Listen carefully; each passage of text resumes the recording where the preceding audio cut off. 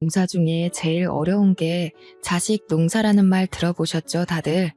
정말 딱 그 말이 맞는 말이라는 걸 이제 와서 실감하게 되었습니다. 저는 아들 둘에 딸 하나 있는 60대 후반의 할머니입니다. 참 기구한 제 인생 이야기가 남들에게 퍼지는 게 싫어서 꽁꽁 숨겨놓고 있다가 의사가 참으면 병이 된다고 해서 이곳을 찾아오게 되었네요. 다른 분들에 비하면 별일 아닌 이야기일지 몰라도 더 이상 마음의 병을 쌓아두기 싫어서 제 손으로 한자 한자 키보드를 두드리게 되었습니다. 모쪼록 재미없는 이야기가 될지라도 끝까지 들어주시면 고맙겠습니다. 저는 3남매를 키우며 아주 열심히 살았습니다. 남편은 막내딸 낳고 초등학생도 되기 전에 하늘나라에 가버렸고 저는 죽을 힘을 다해서 아이들을 키워내야 했습니다.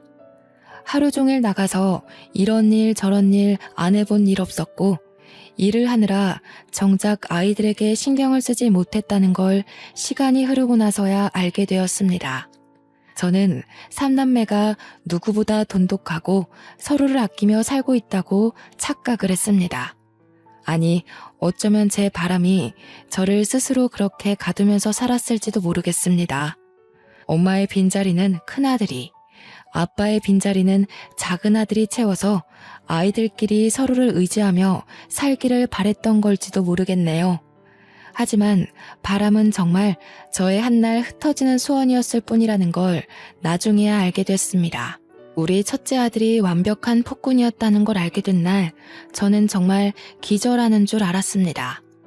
9살 먹은 막내딸에게 라면을 끓여오라 시켜서 딸이 고사리 같은 손으로 뜨거운 라면을 끓이다가 끓는 물을 쏟아 가슴팍에 화상을 입었을 때 그때 알게 되었죠. 울면서 둘째 아들이 저에게 전화가 왔을 때 저는 하던 일도 마무리 짓지 못하고 집으로 달려가야 했습니다. 찬물로 아무리 식혀봐야 우그러드는 살은 돌아올 생각을 하지 못했고 처지가 늦어지는 바람에 우리 딸은 가슴팍에 화상 자국을 평생 달고 살게 되었습니다.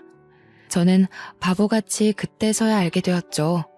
첫째 아들이 동생들의 용돈을 빼앗아 쓰기도 하고 둘째가 공부한다고 하면 하나뿐인 책상을 차지하고 비켜주지 않았다는 사소한 사실까지도요. 둘째 아들이 보는 앞에서 만화책을 읽으며 둘째는 바닥에서 공부를 하게 시켰더라고요. 동생들은 나이가 있는 첫째 아들의 힘이 무서워서 벌벌 떨고만 있었습니다. 제가 이 모든 사실을 둘째와 셋째에게 들은 것은 아닙니다. 그 아이들이 저에게 조금만 일찍 이야기해 주었더라면 그 지경이 가게 냅두지 않았겠죠. 제가 이 사실을 언제 알게 되었냐면 제가 일하던 곳이 정규 휴무가 걸려 다음 청소일을 하기 전까지 잠깐 짬이 나서 집에 들렀을 때 알았습니다. 입구부터 아이들이 자지러지게 우는 소리가 들리고 느낌이 이상해서 조용히 집으로 들어가니 첫째 아이가 회초리를 들고 있더군요. 저도 사놓고 단 한 번도 쓰지 않았던 회초리였습니다. 그저 아이들에게 겁을 주려고 사두고 방 안에 꽁꽁 숨겨두었던 아주 얇고 상처가 나기 쉬운 회초리였습니다. 그런데 그 회초리로 첫째 아이가 둘째와 셋째의 다리를 휘두르고 있었습니다. 고작 둘째는 12살이었고 막내는 9살이었습니다. 우리 첫째는 16살이었고요. 중학생이나 된 큰 형이 초등학생인 동생들을 혼내고 있으니 애들은 겁에 질리고 아파서 울 수밖에 없었죠. 정말 집이 떠나가라 엉엉 울고 있고 종아리는 상처투성이었습니다. 제가 너무 놀라서 뭐 하는 짓이냐고 소리를 지르면서 달려가니 첫째는 놀란 기색도 없이 저에게 이야기를 했습니다. 동생들이 버릇이 없어서 교육하는 중이니까 저보고 구경이나 하라고요. 저는 정말 아무 말도 할 수가 없었죠. 뭐 때문에 그러냐고 첫째 아들을 붙잡고 이야기를 해보라고 닥달을 할 수밖에 없었습니다. 첫째는 입을 꾹 다물고 두 동생들은 엉엉 울기만 했습니다. 제가 소리를 치자 그제서야 둘째가 이야기를 하기 시작하더군요. 종아리가 눈으로 보기 힘들 정도로 아파 보이는데 둘째는 다 자기 잘못이라고 하더군요.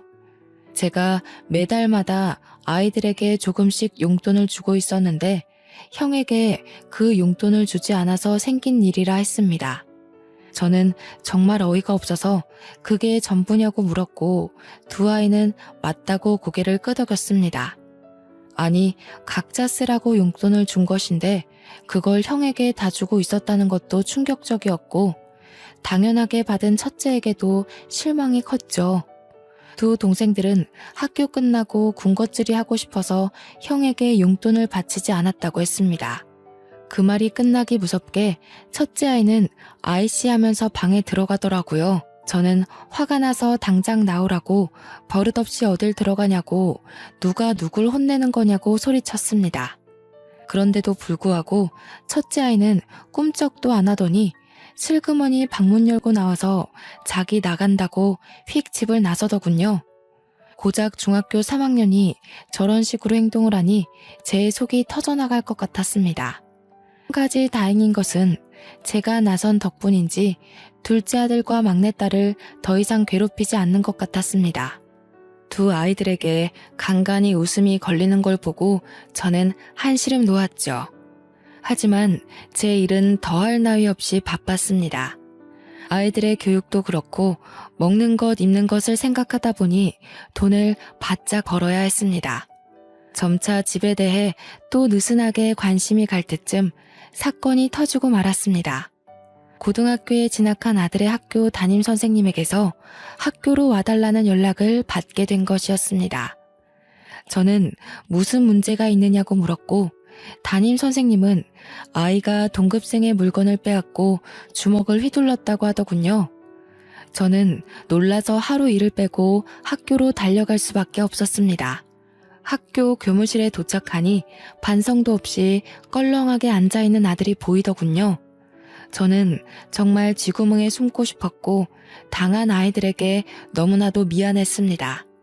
남편이 살아있었다면 우리 아들이 이렇게 엇나가진 않았을지도 모른다는 생각이 들어 처음으로 먼저 가버린 남편을 원망하기도 했습니다.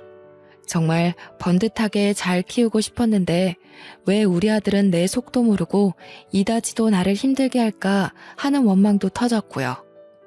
눈물이 줄줄 흘러나오는데도 불구하고 우리 아들은 저에게 눈길 한번 주지 않고 딴청을 부리더군요. 제 속이 정말 문드러진다는 느낌이 어떤 느낌인지 절실하게 알 수 있었습니다. 도대체 같은 반 아이들의 물건을 빼앗고 괴롭히고 왜 그러는 거야? 응? 나는 사지도 못하잖아 저거. 필요한데 그럼 뭐 어떻게 해?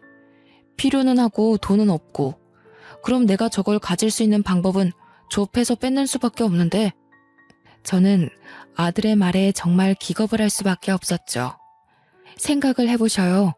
학교에서 문제를 일으켜 찾아갔더니 반성은커녕 저리 당당한 태도로 나오다뇨. 당연히 물건을 빼앗기고 괴롭힘을 당한 동급생과 그들의 부모는 우리 아들을 용서하지 않았습니다. 저는 정말 학교에서 공부를 좀 하라는 제 바람이 그렇게 큰 것인지 몰랐죠. 결국 학교에서는 근신 처분을 내렸고 어쩔 수 없이 첫째 아들을 데리고 집으로 돌아올 수밖에 없었습니다. 첫째 아들은 저에게 이제 와서 관심 갖는 척 하지 말라고 진즉 이랬으면 자기도 달랐을 거라며 저에게 원망을 뱉었습니다. 다 제가 애들을 먹여 살리겠다고 일을 하는 바람에 이렇게 된 건가 싶었고 저는 망연자실했죠. 하지만 한 가지 다행인 것은 첫째가 엇나가고 집에서 폭군처럼 굴 때마다 아무것도 하지 못하는 동생들이 책을 들여다본 덕분에 공부를 잘했다는 겁니다. 첫째 아이에게 걸었던 기대는 둘째와 셋째에게로 넘어가게 되었습니다. 용돈을 늘 첫째에게 빼앗기고 있는 것을 알게 된 이후로 저는 용돈을 몰래 주었습니다. 같은 날 일괄적으로 용돈을 주면 뒤에서 어떻게든 첫째 아이가 다 빼앗는 걸 똑똑히 알게 되었으니까요. 하지만 꼬리가 길면 밟힌다는 이야기 다들 아시죠? 동생들이 처음 보는 새 문제집을 가지고 있으니 당연히 첫째가 알게 되었습니다. 제가 둘째와 셋째를 위해 용돈도 몰래 주고 문제집도 사준다는 사실을요. 그러더니 어이가 없다는 듯이 왜 자식들끼리 차별을 하냐고 저에게 소리를 지르는 게 아니겠어요? 그래서 문제집 사라고 돈을 준 거라고, 억울하면 너도 공부를 하라고 저도 소리를 쳤습니다. 학생의 본분은 무엇보다 공부 아니겠습니까? 그랬더니 자기도 문제집을 사겠다고 돈을 달라고 하더군요. 저는 속는 셈 치고 아이에게 10,000원을 주었습니다. 그런데 그 돈 타가서 뭘 하고 있었는지 상상이 가시나요? 바로 담배를 사서 담배를 태우고 있었습니다. 아무리 문제하여도 그렇지 고등학생이 떡하니 교복 입고 담배를 태우는 걸 보는데 정말 기가 막히더군요. 제가 등짝을 때리며 미친놈아 등신 같은 놈아 하고 욕을 해도 첫째 아들은 저를 싸늘하게 바라볼 뿐 자기 행동이 잘못됐다는 생각은 하지 않았습니다. 이렇게 문제가 심각한 아들은 날이 갈수록 사고만 치기 시작했습니다. 친구 오토바이를 타고 가다가 사고를 내지 않나, 슈퍼에서 과자를 훔치질 않나, 편의점에서 술이랑 담배를 사다가 경찰에게 잡혀가질 않나. 그러면서 저한테 하는 말이 다 제가 그렇게 만들었다는 겁니다. 동생들한테만 따로 용돈 주고 챙겨주니까 자기는 엇나가는 거라면서요. 자기한테도 그렇게 관심을 주었으면 이렇게 망가지지 않았을 거라고 제 탓을 하대요. 저는 반성 따위 없는 아들을 포기했습니다. 그러던 도중 수능을 본 첫째 아들은 당연히 대학에 떨어지고 기다렸다는 듯이 1년 동안 탱자탱자 놀기만 하더군요. 1년을 미친놈처럼 술을 처먹는가 싶더니 후련히 군대에 들어가 버렸어요. 친구들이 가니까 저도 갔다 오겠습니다 하고 입대 하루 전날에서야 저에게 이야기를 하더군요. 그럴 줄 알았으면 일찍 퇴근해서 돌아와 따끈한 밥이라도 한 끼 먹이고 보냈어야 했는데 우리 첫째 아들은 끝까지 저에게 미련이 없었습니다. 저는 그렇게 아들을 군대에 보내놓고 사람이 되어 돌아오기를 기다렸습니다. 하지만 우리 아들은 끝까지 제 예상 밖의 행동을 하더군요. 군대가 체질인 것 같다면서 말뚝을 박아버리겠다고 하는 겁니다. 당시만 해도 군대에 부조리가 많고 후임을 괴롭히는 일이 잦았기 때문에 저는 아들을 무척이나 걱정했습니다. 그러나 우리 아들의 고등학교 시절을 생각하면 사실 아들의 후임을 더 걱정해야 하는 편이 옳았던 거죠. 군대가 체질이라던 아들은 정말 부사관이 되었고 군대에서 휴가도 나오지 않고 돈을 벌었습니다. 특근 수당이라는 게 꽤 쏠쏠하다며 저에게 돈을 붙여주기 시작했습니다. 고등학생, 중학생이던 둘째 아들과 막내딸을 키우면서 저는 정말 알뜰살뜰하게 살았습니다. 첫째는 2년 동안 휴가를 나와도 집에 오지 않고 친구들을 만나며 군대 월급을 탕진하는 것 같더니 철이 든 건지 갑자기 생활비에 보태라며 50만 원씩 보내더군요. 휴가 나왔을 때는 집으로 와 갑자기 동생들 옷을 사주고 치킨도 사주고 하는 겁니다. 저는 드디어 첫째가 철이 들었구나, 고생길이 끝났구나 하면서 감동을 먹었죠. 갑자기 태도가 바뀐 첫째 아들의 모습에 둘째와 셋째도 어리둥절했어요.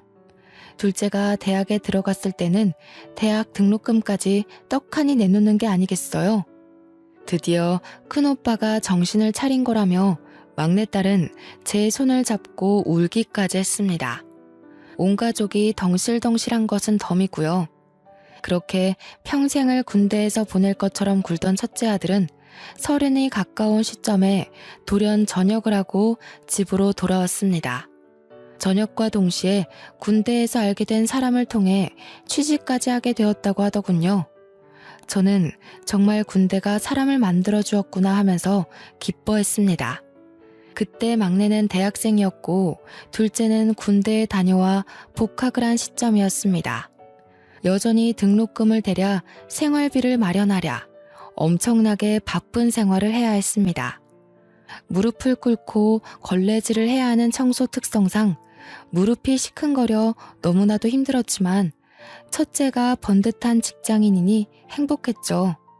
월급을 받는 날이면 저에게 생활비에 보태라고 돈을 주기도 하고 동생들을 위해 돈을 아낌없이 썼습니다.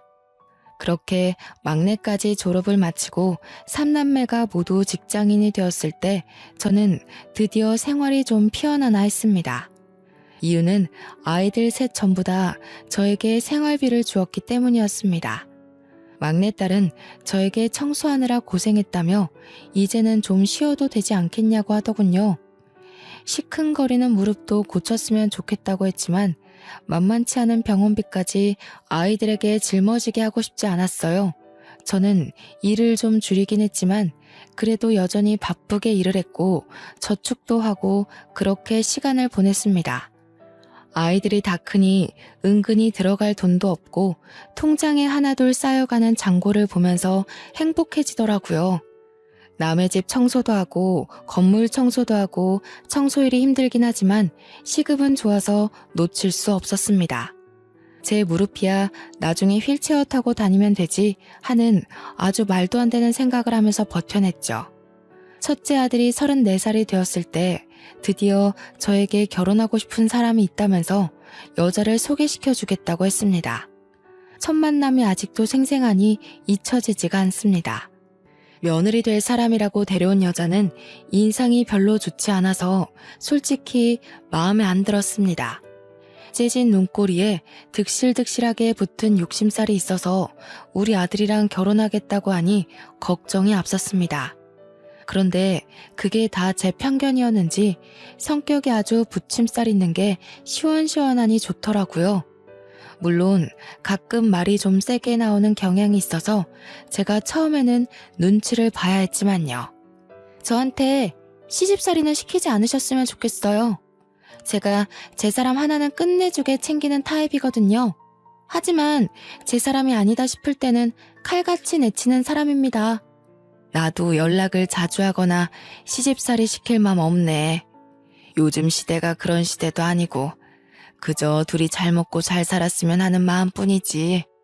며느리가 눈에 힘을 주면서 이야기하니까 괜히 저도 마음이 쫄리더라고요. 그래서 솔직하게 이야기를 했더니 며느리가 갑자기 저한테 웃음을 흘리면서 싹싹하게 굴기 시작했어요. 제가 시집살이를 시킬 마음 없다고 하니 그제서야 마음의 문을 열어둔 느낌이었습니다. 어머님, 제가 반찬을 좀 해왔는데 입에 맞으실진 모르겠지만 한번 드셔보세요. 제가 철되면 식혜도에다 보낼게요. 제가 식혜 하나는 끝내주게 만들거든요. 김장철 되면 김장김치도 좀 보내드릴까요? 제가 요리하는 걸 워낙 좋아해서요.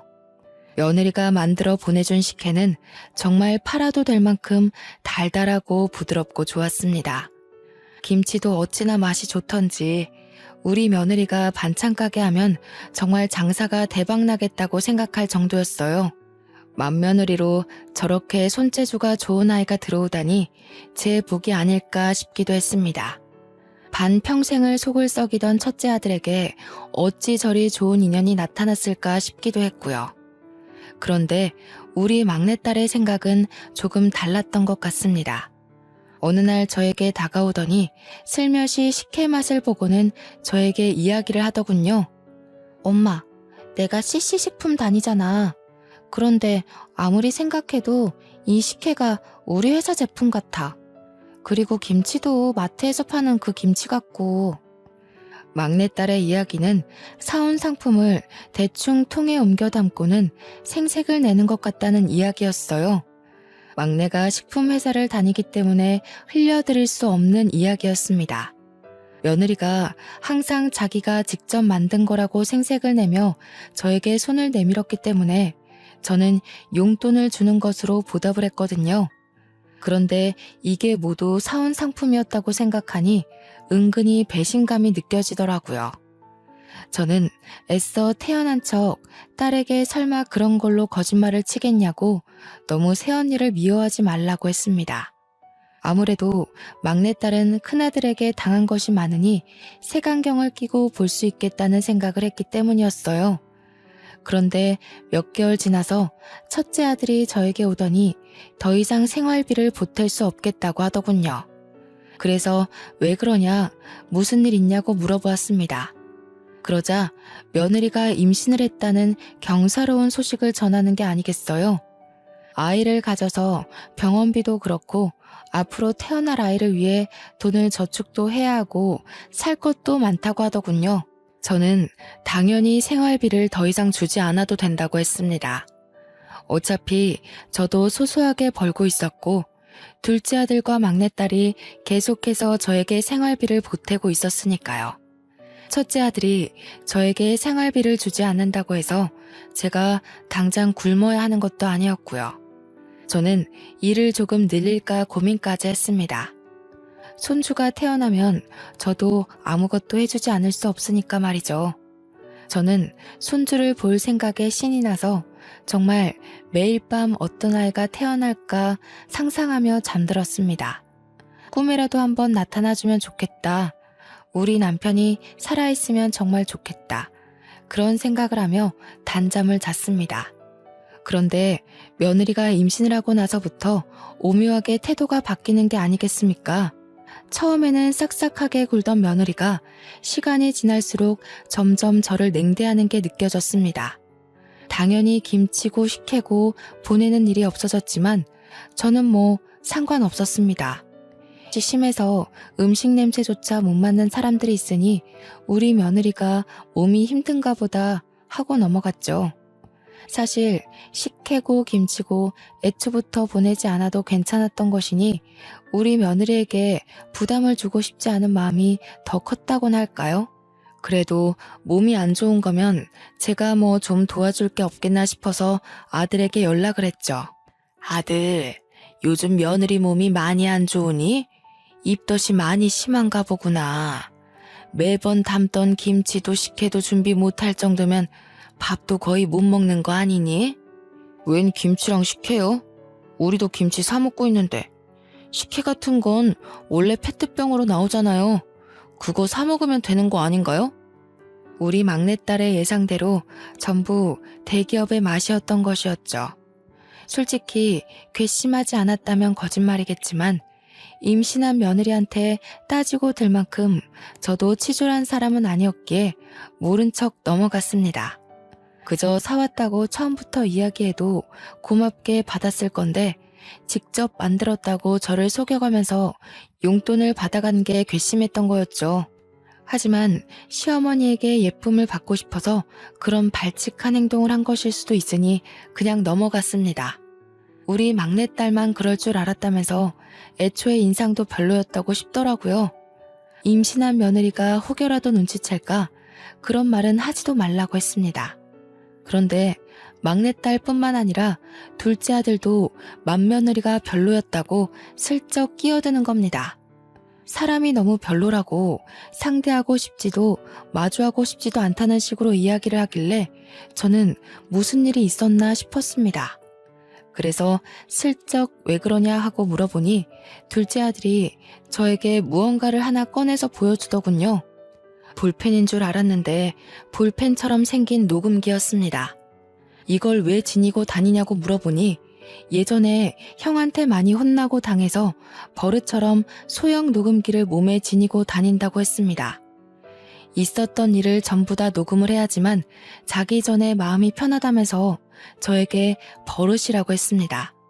그러면서 며느리랑 대화한 녹음본이 있다면서 언젠가 저에게 꼭 들려주겠다고 마음먹었었다고 했어요. 오늘이 그날인 것 같다면서 녹음해둔 대화를 틀어주는데 저는 너무 놀라서 기겁을 했죠. 도련님, 우리 남편이 엄청나게 어릴 때 차별받고 자랐다는데 그거 다 사실이에요? 우리 시어머니 진짜 무서운 사람이다. 차별을 그렇게 해놓고 아들한테 생활비를 받아가는 거예요? 도련님은 문제집 살 돈도 주고 공부도 엄청 시켜줬다고 들었는데 맞아요? 우리 남편은 대학도 못 나오고 동생들 뒷바라지만 신나게 해줬다고 하던데 불쌍해라 정말. 군대 가서 말뚝 박은 이유도 시어머니의 동생들 먹여 살리느라 어쩔 수 없이 한 거라던데 좀 그 힘든 곳에서 그렇게 열심히 일할 생각을 했을까? 설마 형한테 받은 거 전부 모른 척 할 생각은 아니죠? 조카 생기면 차별 대우 받으면서 챙긴 목까지 다 챙겨주셔야 돼요. 임신까지 했는데 임신 축하 비용 같은 거 없어요? 남들은 다 해준다던데. 저는 욕심 없으니까 그냥 100만 원 정도만 해주세요. 그래서 우리 착한 둘째 아들이 며느리한테 임신 축하 비용이랍시고 100만 원을 송금했다지 뭡니까? 저는 정말 기가 막혀서 막내딸한테도 이런 이야기를 들었냐고 하니까 막내딸은 자기한테 요구하진 않았다고 하더군요. 평소에도 별로 좋아하는 티를 안 내서 자기한테까진 이야기를 안 한 것 같다고 하는데 정말 기가 막히고 코가 막힐 지경이죠. 너무 어이가 없어서 며느리에게 전화해서 호되게 혼을 낼까 싶었지만 둘째 아들이 참으라길래 꾹 참았습니다. 하지만 한번 미운 털이 콕 박히고 나니까 얼굴을 보고 싶지도 않고 전화도 하기가 싫더라고요. 그래서 연락을 하지 않았습니다. 일부러요. 입만 열면 돈돈거리니 꼴도 보기 싫고 만나고 싶은 생각이 싹 사라지는 게 아니겠어요. 저한테도 임신 축하 비용 달라고 떼를 쓸 것 같은 느낌에 제가 연락을 피했죠. 그렇게 만삭이 될 때까지 연락 한 통 없다가 손주를 낳고 나서야 애 낳았다고 큰아들이 저에게 연락을 하더라고요. 저도 그냥 축하한다고 이야기하고 끝냈습니다. 하지만 손주를 보고 싶은 마음은 참 쉽게 사그러들지 않았습니다. 결국 둘째와 막내와 저 이렇게 셋이서 병원에 찾아가 손주를 보려고 했습니다. 다들 퇴근하고 삼삼오오 모여서 간 것이라 밤에 뭐 하나 준비도 제대로 못하고 마음만 급해서 병원에 찾아갔습니다. 그러자 저희들의 빈손을 보고 며느리가 화를 막 내는 게 아니겠습니까? 저희는 꿀먹은 벙어리가 되고 말았죠. 솔직히 임신해서도 2번인가 밖에 만나지 못했는데 제가 뭘 준비해서 올 수 있겠어요. 지들이 뭘 샀는지도 말을 해주지 않았는데 다짜고짜 빈손이에요? 하고 콧김을 뿜으면서 물어보니까 할 말이 없었습니다. 첫째 아들도 저한테 오느라 고생했다고 하면서도 요리조리 살펴보며 진짜 빈손이냐고 묻더라고요. 제가 빈손으로 찾아간 게 잘못이긴 하지만 그래도 가족보다 물건을 더 기다렸던 것 같아서 기분이 영 좋지 않았습니다. 그러더니 저한테 돈 봉투라도 준비해서 오지 그랬냐고 첫째 아들이 저를 타박했습니다. 동생들한테도 엄마가 미리 말을 했어야지 봉투 하나 없이 찾아오는 법이 어딨냐고 하는데 우리 아들이 철들었다는 게 다 거짓말 같더라고요. 아니, 오늘 보고 안 볼 것도 아닌데 다음에 준비해서 만나면 되지 않겠니? 다들 퇴근해서 정신없이 애기 보러 온 건데 너무 물건만 기다리는 사람같이 구는구나. 한동안은 못 보죠. 원래 100일까지는 밖에 나가는 게 아니라고 하던데요. 저희가 형수님 댁으로 찾아가면 되죠. 어머, 그게 무슨 소리예요? 무슨 병균을 묻히고 올지도 모르는데 집으로 찾아온다고요? 도련님, 너무 생각 없이 이야기하는 거 아니에요? 생각을 해봐요. 회사에서 어떤 사람을 마주하는지도 모르는데 우리 아이한테 병 옮으면 어떡해요? 그래, 네가 좀 생각 없이 말을 했다.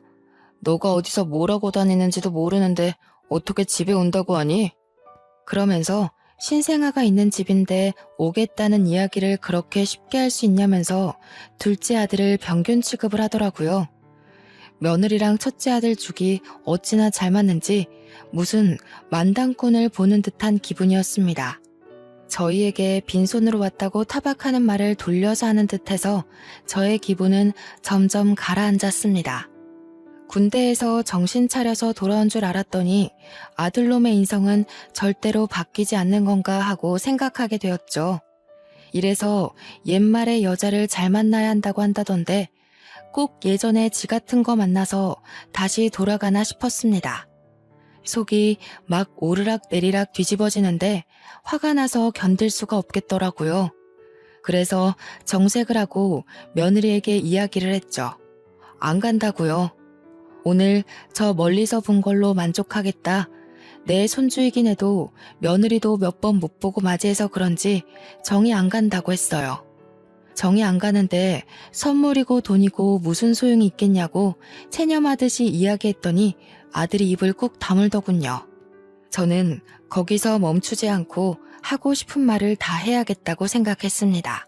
그래서 알아서 잘 키우고 나중에 애가 병 안 걸릴 나이 되면 그제서야 만나자고 했습니다. 그러니까 며느리가 저한테 돈이 안 나올 것 같았는지 어머님 하고 부르는 게 아니겠어요? 며느리가 언제 저를 저렇게 불러줘봤나 싶은 생각이 들더라고요. 그러더니 저한테 그냥 가시면 어떻게 하냐고 소리를 치는데 듣기 싫어서 애들 데리고 그냥 병실을 나왔습니다. 그러니까 첫째 아들이 쫓아나와서 저한테 조금 화를 냈습니다. 아니 엄마, 그래도 와이프가 애까지 낳았는데 축하한다고 돈 봉투는 주고 가야지. 얘, 너 나한테 돈 봉투 맡겨놨니?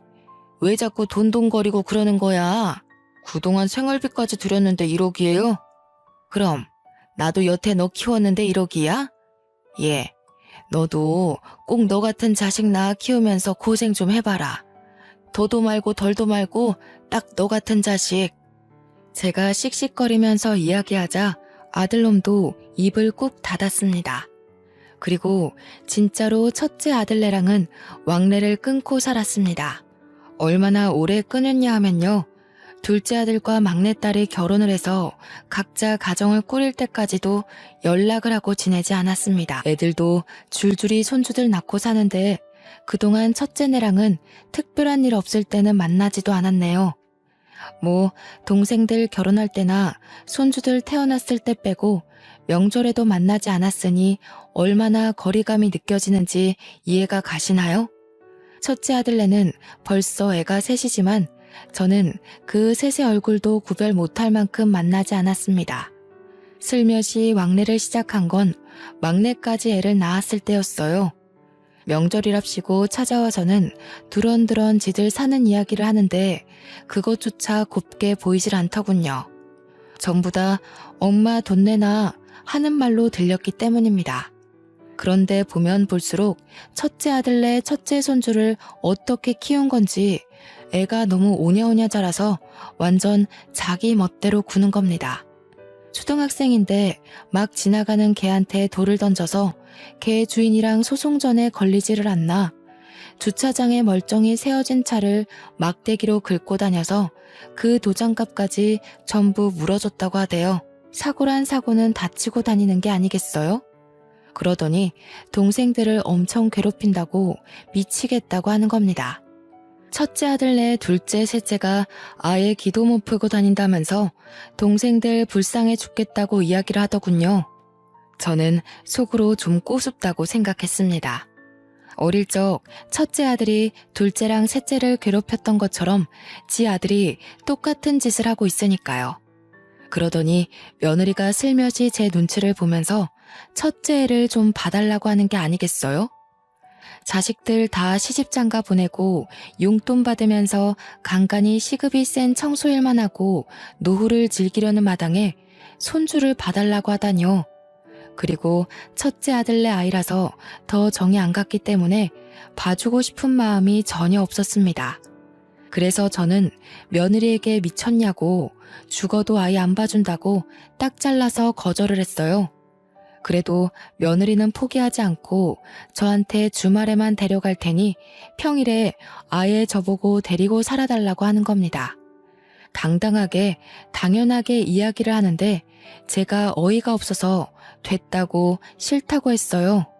제가 유난히 더 싫어했던 이유는 막내딸내 아이를 몰래 봐주고 있었기 때문이었습니다.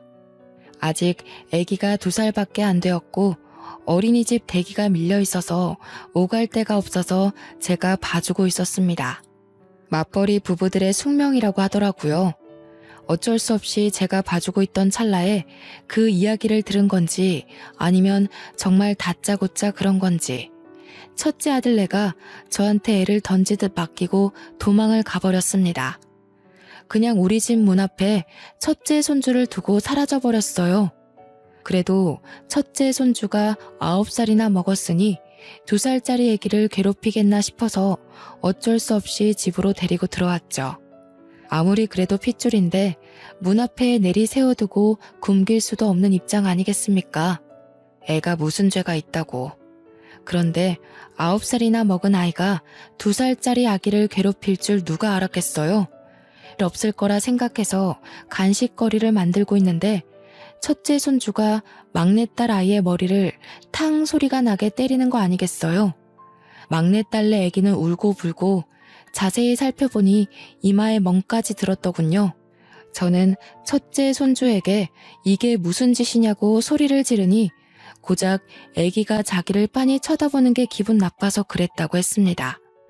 화가 너무 나서 첫째 아들한테 당장 너네 데려가라고 이야기를 하고 막내딸에게도 이 소식을 전했습니다. 그러자 첫째 아들네 부부도 막내딸도 퇴근 후에 집으로 왔더군요. 제가 거기서 화가 나서 첫째 아들네한테 애를 어떻게 키웠길래 이 모양 이 꼴이냐고 이야기를 했습니다. 2살밖에 안 된 사촌 동생의 이마를 때려서 멍들게 한 게 자랑이냐고요. 그러니까 첫째 며느리가 저한테 인상을 팍 쓰면서 이야기를 하는 겁니다. 어머니, 너무 차별하시는 거 아니에요? 우리 애는 안 봐주신다면서 몰래 신혼의 애기만 봐주고 계셨잖아요. 우리 남편도 차별 엄청 당하면서 컸다고 하던데 너무하시네요 정말. 저는 기가 막혀서 누가 누굴 차별했다고 하냐고 며느리에게 톡 쏘아붙였어요. 옆에서 보고 있던 막내딸도 기가 막힌지 팔짱을 끼고 지오빠를 쳐다보고 있더군요.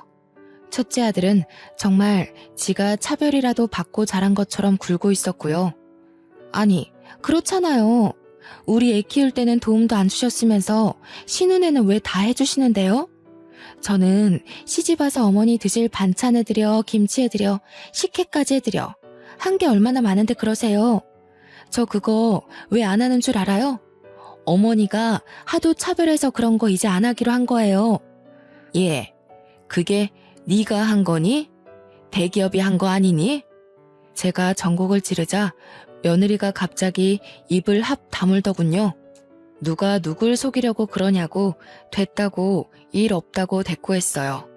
근데 속이 부글부글 끓어오르는 게 오늘 아니면 안 되겠다 싶기까지 하더라고요.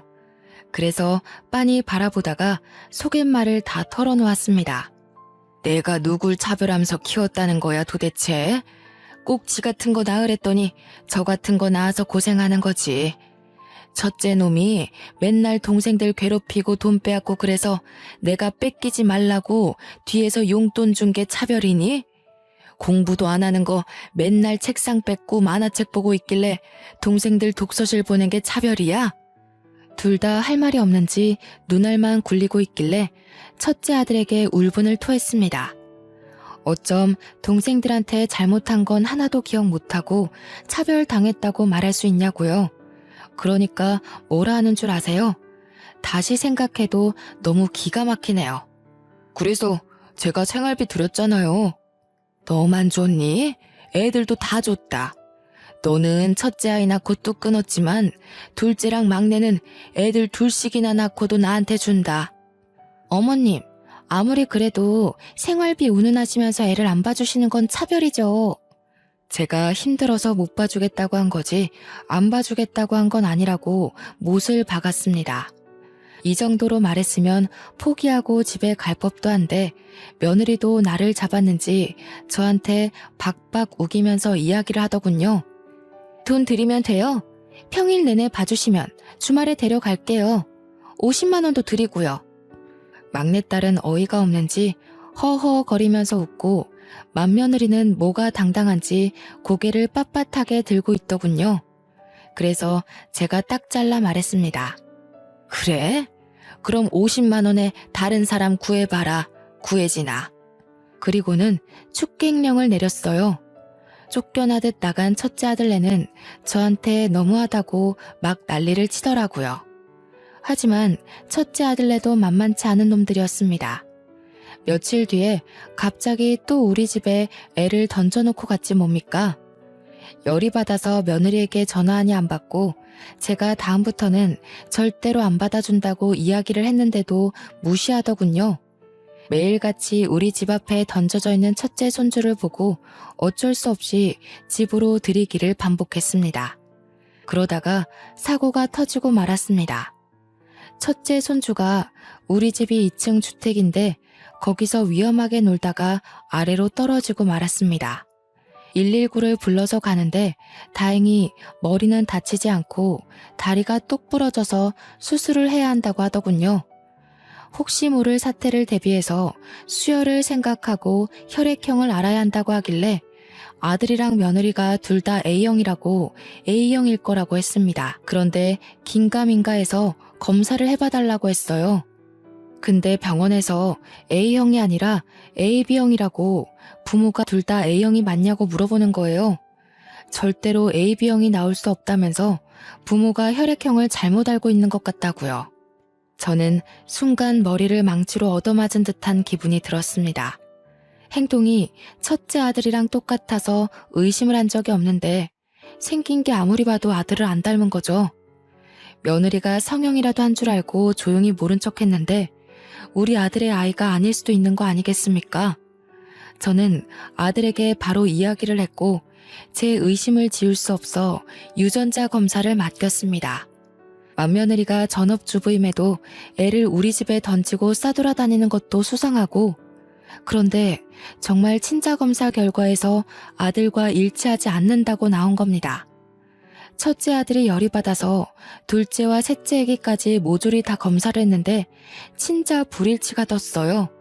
첫째 손주가 누워있는 병실에서 당연히 난리가 났습니다. 아들은 아기 아빠가 누구냐고 소리치고 며느리는 사색이 되고 알고 보니 10년 된 내연남이 있었고 자식들이 그 내연남의 아이였던 겁니다. 온 가족이 전부 뒷목 잡고 쓰러졌어요. 결국 변호사 선임해서 첫째 아들은 이혼 도장 찍고 위자료 소송에 상간남 소송까지 다 했습니다. 그런데 며느리의 내연남도 알고 보니 유부남이었고 아이 셋을 혼자 키우기 어렵자 저를 찾아와 뻔뻔하게 말을 했어요. 어머님, 그래도 그동안 같이 살았던 정이 있는데 애들만이라도 좀 데려가 주시면 안 되나요? 저 혼자 먹고 살기도 너무 빠듯해요. 아니면 아범 설득해서 양육비라도 좀 주라 하세요. 내가 왜 남의 씨를 키워주남? 그동안 정은 개뿔이다. 남의 아이들한테 왜 우리 아들이 양육비를 주니? 안 그래도 내일 변호사 만나서 파양 신청하기로 했다. 그러더니 그 뒤로 저를 몇 번이나 찾아와서 눈물로 읍소했다가 화를 냈다가 들어 누웠다가 하는 게 아니겠습니까? 나중에는 제발 받아달라고 사정하는데 결국 경찰에 신고하고 매몰차게 보내버렸습니다. 첫째 아들은 그날 이후로 제 눈치를 보느라 아무것도 못하고 죄송하다고만 하고 있고요. 솔직히 시간이 다 흐른 지금이라 꼴도 보기 싫지만 상심이 클 첫째 아들을 여태 끼고 살고 있습니다. 그냥 대면대면하게 서로 있는 듯 없는 듯 살고는 있지만 아들의 월급의 반 이상이 제 통장으로 들어오고는 있습니다. 제가 아들 이혼시키면서 생활비 보태지 않으면 데리고 살아주지 않겠다고 했거든요. 지금까지도 착실하게 제 말 듣고 제 눈치 보면서 잘 살고 있고요. 망한 자식 농사지만 그래도 앞으로 눈칫밥 먹으면서 살 듯 싶어 다행이라 생각합니다. 아들이 주는 생활비 한 푼 두 푼 모아 시큰거리는 제 무릎 제대로 고쳐볼까 합니다. 그거라도 해야 제 마음이 속 시원해질 것 같네요. 물론 의사 선생님 말대로 이렇게 풀어내니 한결 가벼워지긴 했습니다. 여러분, 마음에 안 드는 자식도 결국 내 자식이긴 하더라고요. 대신 단단히 마음 다잡고 한 방 먹여야 그나마 눈치라도 보고 사는 것 같습니다. 대한민국의 어머니들 모두 힘내시고 앞으로는 당당하게 삽시다. 감사합니다.